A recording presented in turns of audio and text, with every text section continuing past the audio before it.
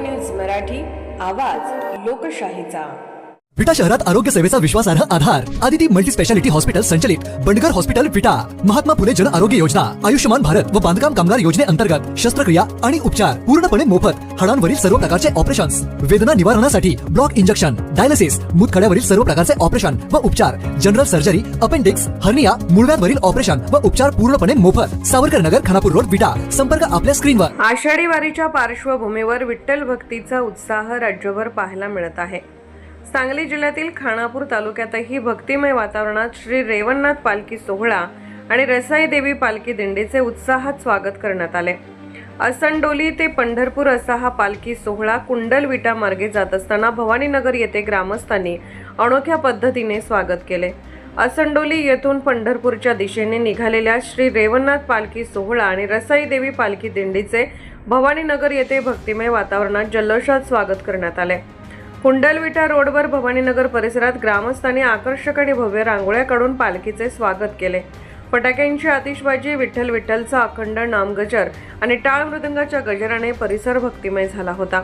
यावेळी भवानीनगरमधील महिला, युवक, ज्येष्ठ नागरिकांसह मोठ्या संख्येने विठ्ठल भक्त उपस्थित होते। सर्वांनी पालखीचे दर्शन घेत माऊलीचे भावपूर्ण स्वागत केले। यावेळी शिववाहतूक सेना खानापूर आटपाडीचे अध्यक्ष रुपेश शिंदे यांनी पालखीतील वारकरी माऊलींसाठी चहा व पिण्याच्या पाण्याची व्यवस्था करून सेवाभाव जपला।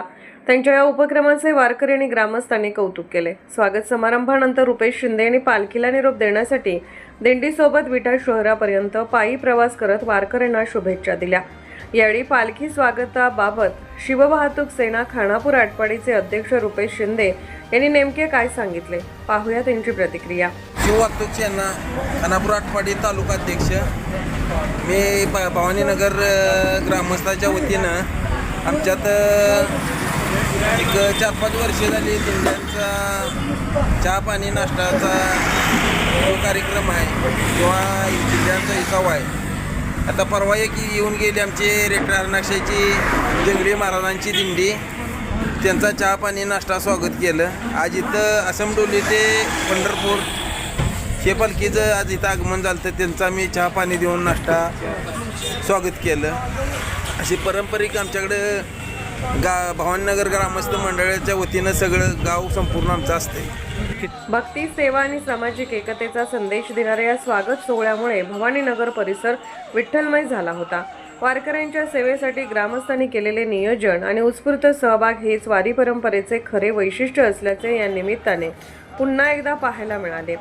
लोकन्यूज मराठी प्रतिनिधी समीर मुल्ला।